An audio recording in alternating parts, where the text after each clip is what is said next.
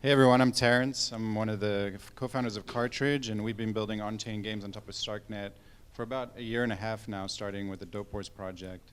And more recently, we've been working on Dojo, which is what we're calling the provable game engine, where one of the goals is to make sure that clients can always prove like both the computation and the state of the world. Without making compromises, doing things off-chain to improve performance and stuff like that. So I'm going to talk a little bit about what that looks like, and from a scalability perspective, as well as like some of the developer tooling that we're building to make this easy for developers to use to build games rapidly. So the Dojo is a community-driven project. There's a few of the teams that are building on-chain games on top of StarkNet that are contributing to it. StarkNet went through like kind of a dark ages where we're writing everything in Cairo 0, and recently they introduced a new language, Cairo 1, which is, I'll introduce it in a second a little bit more about. But yeah, it's a community-driven project that incorporates a lot of the learnings from these different teams and tries to align our resources to solve common problems that game developers face, things like scalability, privacy, and developer experience, and do it in a way that it doesn't have a lot of opinions on the actual content of the game. And so the Dojo stack is a tool chain. It has a few different modules that it's composed of. One of them is Dojo, which is the on-chain game engine. It's something that looks like quite similar to Mud. We've taken a lot of inspiration from them, and I'll show you that in the architecture diagram in a second. There's a migration planning tool, which basically the job of is to reconcile a local version of your world with the remote version that's on-chain, and produce a migration strategy to make it easy to deploy these worlds. And then fractal scaling, which addresses some of the performance issues. So I'll talk a little bit about StarkNet, Madara, Katana. And then verifiable indexing with Tori. And that's like our attempt at an automatic indexer that's based off state, like the state tree directly and state diffs, that makes it very easy to verify. And then some of the client SDKs that we're working on for Dojo to make it easy to use on different platforms. So the first thing I'll talk about is the provable game engine. So the Dojo is written in Cairo. Cairo 1 is a new language that was introduced earlier this year. It's very Rust-like. It has a lot. If you've written Rust, it looks very similar to Rust, and you'll see that in a second. It has things like traits, impls, macros, and type safety.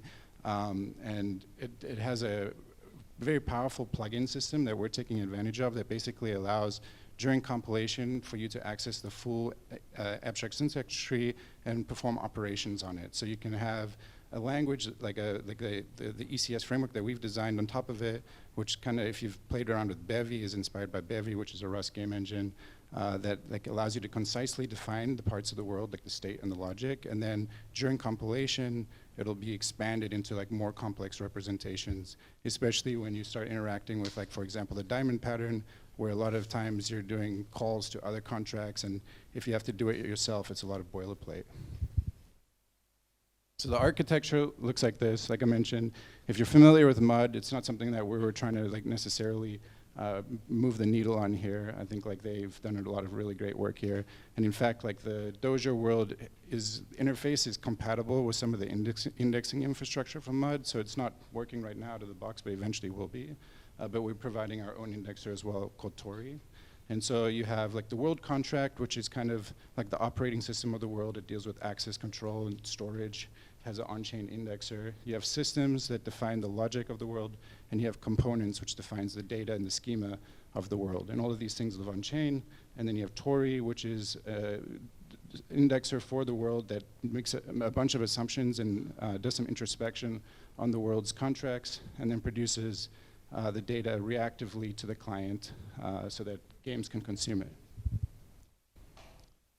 So this is the first introduction to Cairo 1. It looks essentially exactly the same as Rust. It's a composable language, and it takes a lot of, it uses macros a lot, so like for code expansion. So in this case, you can see the definition of a component, and the interesting part is we have like this derived component here. So you can define your schema in code with the struct moves and like a number of remaining turns. And if you decorate with the component, the compiler will generate a smart contract that represents it, and that will expose APIs for introspection, so like people reading the chain state can understand the schema of it, how the data is packed and things like that, and can automatically index it. And it can interact with the world. So like all the storage in a Dojo world is done at the world contract level, and so that anyone can permissionlessly install new components, and that interaction is all abstracted by the compiler. And then you have, like, for example, Surday, which is one of the cool features of Cairo 1 is it provides low-level control of how your data is packed and serialized and deserialized. So like a Surday implementation here is derived, it's like a naive, like in Solidity, it would be like the struct packing that the Solidity does, or just use like a, UN256 or bytes 32 for every value type. Just naively, but you can choose to implement that yourself, and you can have like bit packing or do things like more exotic, like specific to the particular struct. So this is what the transform looks like conceptually. So we have like the on-chain indexing component, and then we have the indexer off-chain. The indexer off-chain is like a SQL database, and so, or at least the one that comes with it by default. And so you can conceptually think of like a component as like a table with some entity ID, and then some value, and here you can see it's the remaining. One of the cool things, so like indexing on-chain is very expensive. It's like if you've ever heard about, like the ERC 721 Open Zeppelin implementation that supports enumerate, for example, is significantly more expensive. You have to introduce like a bunch of metadata to be able to iterate through the mappings. So one of the things we do support, like by default, components in the world are you can just like directly access them based on storage keys, and storage keys are just composites of a bunch of different, it's a hash of a bunch of different values.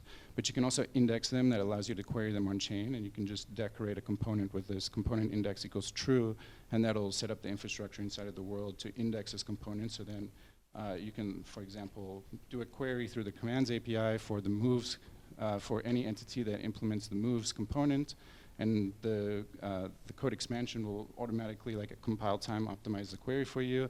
And in your code, you'll just be able to access that value directly inside of your game's logic. So one of the really cool things that's happening in StarkNet is StarkNet's like Cairo 1 has native volition support. So in the language, as like a natively supported construct is like being able to select where your data is stored. Right now, everything is stored in just like full rollup mode, so everything goes down to Ethereum. But later this year, they're introducing Volition, which will allow like storage on layer 2 using the StarkNet consensus. And this, I think, will enable a lot of great like trade-offs for games. So for example, if you want to have like more complex indexes around your information, like if you have a balance, for example, of a token, you probably want it to inherit the full security of Ethereum. But if you have like an index around that value, and you want some just metadata to make it easily accessible inside your game logic, you might be okay with that living on layer 2 on Volition, which will be significantly more cheaper.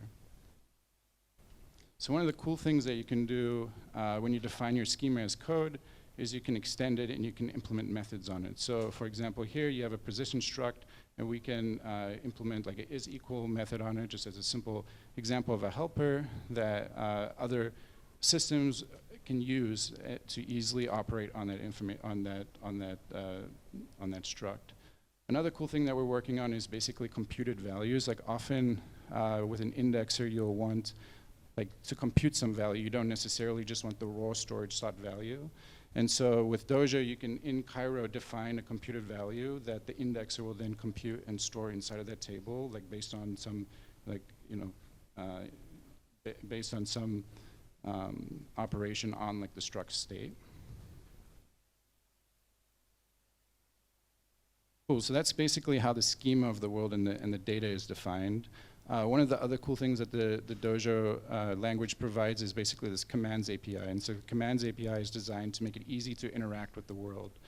So by default, StarkNet contracts act like a lot like Ethereum contracts, all the storage inside of it is done at the contract level. For like the diamond pattern and the way that the world interface works, you basically want all your storage to be defined at the world level. And so like the commands API allows you to do that in a very concise way without having to worry about like, contract addresses and class hashes and all this kind of stuff. So you can just, set the value of an entity, you can delete an entity, you can query an entity, or you can enumerate some set of entities based on their type, and we'll, during the compilation phase, output the code that's necessary to do this. So as an example here, you can see like if a spawn system, so you create a system, you decorate it with the system attribute here, and inside the execute function, like a system is basically just an execute function. It can have other functions inside of it as well. It just needs the execute entry point. That's like the main constraint. And you can get the caller address, and then you can spawn an entity in the world with the moves and a position component. And so once you call this, it'll create an entity for this particular user and insert it into the world state so it can be accessed by other systems. Here's another example that's a little bit more complicated of a move system. So if you have, this world, you've spawned a player into it. It has they have a position and a moves entities. You can query those. So basically, you can just pass the types of the components that you want the values of. And you pass the storage key, and it's going to retrieve it for you. And then you can do some computation on the information, and then you can update it. So this is like, a very simple system that's just moving a player and decrementing the amount of moves that they have remaining. So once you have like your world defined, the next challenge is often is migrating the world. So there's a bunch of, you have like some remote state. It's in a collaborative context. It's potentially a bunch of people modifying this world, and it's permissionally extensible. You have some local version of it that maybe is a subset of the world, and you want to update the remote world to incorporate like your functionality into it. And so Sozu is a migration planning tool, which basically aims to solve this. Like one of the challenges is just figuring out which contracts need to be declared and installed into the world. And then I think a more challenging problem is figuring out access control. So in a autonomous world, you maybe have components have owners. There's some permission structure. Dojo exposes basically a pluggable authorization logic scheme, but you can, by default, it comes with a role-based authorization and like a world admin for just early iteration. And so you might, the output of the Sozu might like identify that you need permission for your system to write to certain components. And like right now, you'd probably have to go out of band and request permission from that person, the owner of that component, to be able to modify the state. But I imagine in the future there will be like processes around this of people trying to integrate things into like an existing autonomous world, maybe through DAOs or other mechanisms. So the next thing that we're working on is just basically scaling and allowing much higher performance for games. And StarkNet is unique in enabling this through recursive proofs. So this is something that StarkNet is already doing today. Basically, like proofs have this property that you can prove the verification of a proof, and you can basically roll them up. You can like form a tree of proofs and then roll them up, so you can do parallel proof computation, and then you can also like verify a proof from another layer on a lower layer. And we're working to enable this on top of StarkNet. So, StarkNet today, I think like the eventual topology will look something like this. You have like layer 1, Ethereum for the security. You have layer 2, which is parameterized more for DeFi and not necessarily a great fit for games. It'll have slower block times and probably move a little bit slower as far as updates and stuff like that are concerned, and have like a little bit less flexibility around customization. And then you have layer 3s that we're really excited about in the StarkNet ecosystem, and we have 2 approaches that I'll talk about in a second here that allows you to have like much more exotic configurations, basically like centralized sequencers with high throughput that prove asynchronously and checkpoint to a layer 2. And you can do things like if you wanted to, like layering worlds or sharding worlds. And then you have like the player who can also produce proofs locally using client-side proofs. And there's another property called incremental proofs that I'll talk about in a second that will enable that and allow you to introduce privacy in a scalable way as well. So at the base layer, we have StarkNet, which is a validity rollup. It's fully transparent, just like Ethereum. It isn't zero knowledge, despite the name. It's fast like right now. So Cairo Rust, I should say fast with quotes because it's coming soon. But the StarkNet ecosystem started basically as this research project, right? And so, and was never meant to be a layer 2 rollup. So everything was written in Python and like very much research code. In the last 6 months, there's been a massive effort to rewrite everything in Rust, and the results are quite promising. So we're switching in the next upgrade to a Rust-based Cairo VM, which is around a 10x improvement in transaction throughput, which gives you 50 transactions per second. And then they're targeting constant block time by the end of this year at 10 seconds per block, which is, again, like not great for games, but much more viable as a layer 2. One of the really exciting things that is made possible by the architecture of Cairo 1 is basically this idea, this MLIR integration, which allows you to compile Sierra, which is an intermediate representation of Cairo, to execute natively on different platforms. And so you no longer have to execute your code in like the VM. You can just run it on the raw metal. And the early results there are quite promising as well, which is like 1,000x improvement. And so like proving performance actually isn't a bottleneck for ZK rollups because it's an asynchronous process.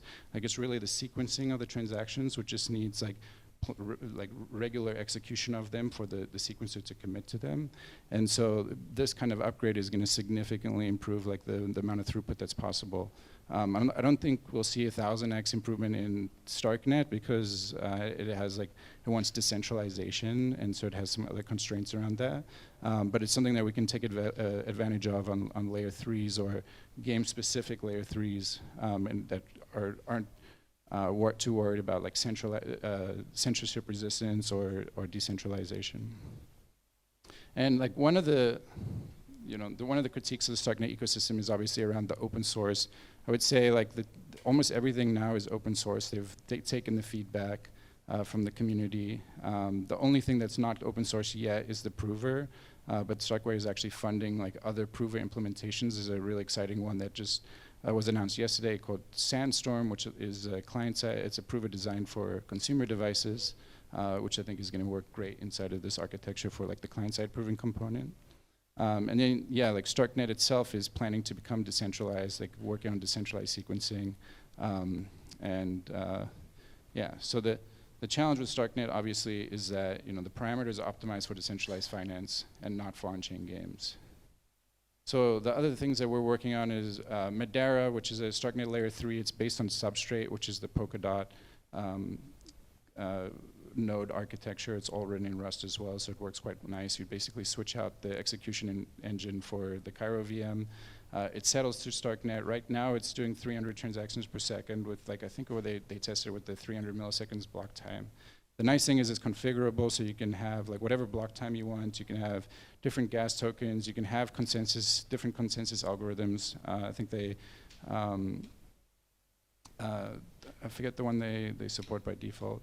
And it's, again, like fully transparent layer 3 on top of StarkNet, so you can have like a decentralized sequencing set for a layer 3 gaming specific rollup. Another gaming specific layer 3 that we're working on is called Katana, and it's a much simpler implementation. It wraps the Cairo VM in an RPC endpoint, and we're experimenting with some other interfaces for it as well.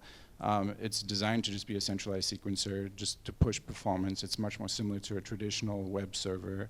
And it's very easily extensible, so you can start to extend it to support, different, like if you wanted to introduce phasing or sharding of your world, or maybe like tick chains and stuff like that. It's very easy to integrate with Katana or other different storage patterns.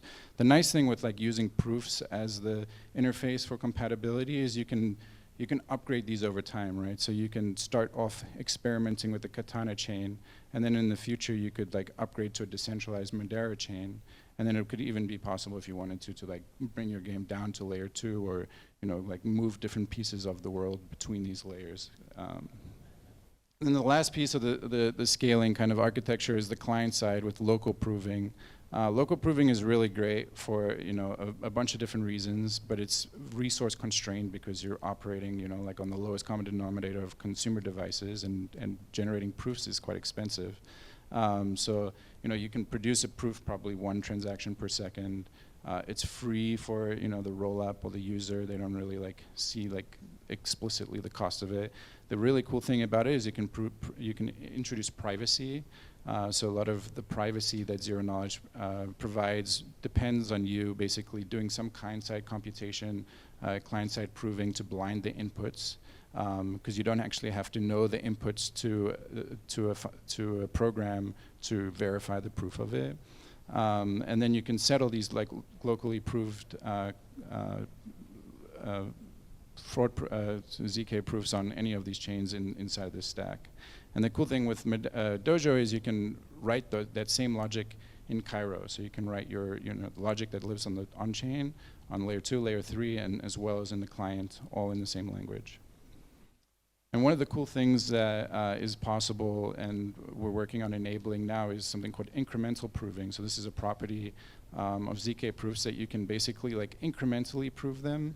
You don't have to prove them all in the same place. So for example, if you have an expensive operation in your game that's going to require a lot of resources to prove, and maybe you have some shared state that it's operating on, you'll probably want to do maybe some client-side proving to just introduce the privacy component of it, and then submit it to the sequencer. The sequencer can commit to the ordering of it and can asynchronously prove it on a much more resource, on a cloud prover that has a lot more resources and memory. So the last thing I'll talk about is verifiable indexing, something that we're working on with Tori. And it's a little bit different from the approaches. I think it's actually quite similar to what the Citadel team presented earlier, but it's made a little bit easier by the way that StarkNet is architected. So StarkNet, basically the output of execution of a block is a proof and a state diff. And the proof attests to the state diff, and the state diff basically describes the storage slots that were changed during that execution.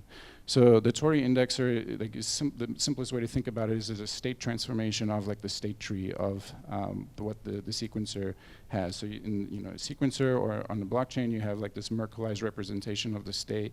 It's not very easy to access or read from.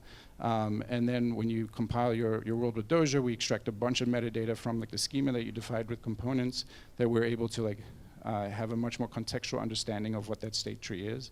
And we apply a transformation in a way that it's a one-to-one mapping. And the nice thing about that is you can then use storage proofs to verify the values that are inside of the indexer. You're not using this imperative incremental reconstruction of the state of the world, using events where you have to query over time. You have a current up-to-date representation of the state of the world that can be very easily queried and verified from the chain. And once we have that, we've indexed that, we put it into a table, we dynamically generate a GraphQL schema for this. This is one of the first APIs that we're providing, and basically allows you to very easily query the world, the state of the world through GraphQL. So you can use GraphQL Playground. It again gives type introspection, so it's a nice interface for people to explore it. And the realms and with Dopors, we're building the current clients on top of this. This is the state diff that I mentioned. Basically, at the end of the execution of a block, you'll get something like this called the storage diffs. It'll give you the address of the contract, and it'll give you the storage entities that were changed. So you'll get some key and some value that corresponds to some portion of the state tree, and you can update that directly based on that. So once you have the current version of the world, you just listen to the state diffs from the blockchain and apply them directly to the state tree, and then that obviously trickles down through the pipeline, and you get that updated value on the client. So on the client SDK side, we're working on a few different things. We have a native TypeScript and React SDK today, and as well as Bevy, which is the Rust game engine that a lot of the stuff that we're building is modeled after. One of the cool things of Dojo is everything is in Rust. So we're looking to expose Unity and Unreal engines, and it's quite simple to do because we can compile the Dojo binary and then just write bindings in C# and C++ rather than re-implementing everything in another language. And then we're working towards making Dojo isomorphic. So that means like all of the backend infrastructure that you can run on a server can also be run in the client, and that will end up looking something like this, and will enable something that I think we all want is optimistic updates. So you have basically like Tori, which is the state transformation of the state tree. You have in the StarkNet ecosystem Beerus, which is a light client that only can sync and verify and provide a local, like a client-side RPC interface to this, the chain that's verified using storage proofs. And then you have the Blockifier that can do client-side execution, is already compilable to WASM, and so can execute Cairo code in the browser, provide the state proof, the state diff. You can apply it directly to Tori and get the updated state values in the browser, and then in parallel submit the transaction to the sequencer, which will provide like update the state at the sequencer level, and then the SDKs will basically take care of reconciling that if there's any kind of contention. Cool. So that's where we're at with Dojo. A lot of these things are ready today. A lot of them are still in development. But if you guys are interested in getting involved, these are great places to start, or happy to chat about it. Yeah.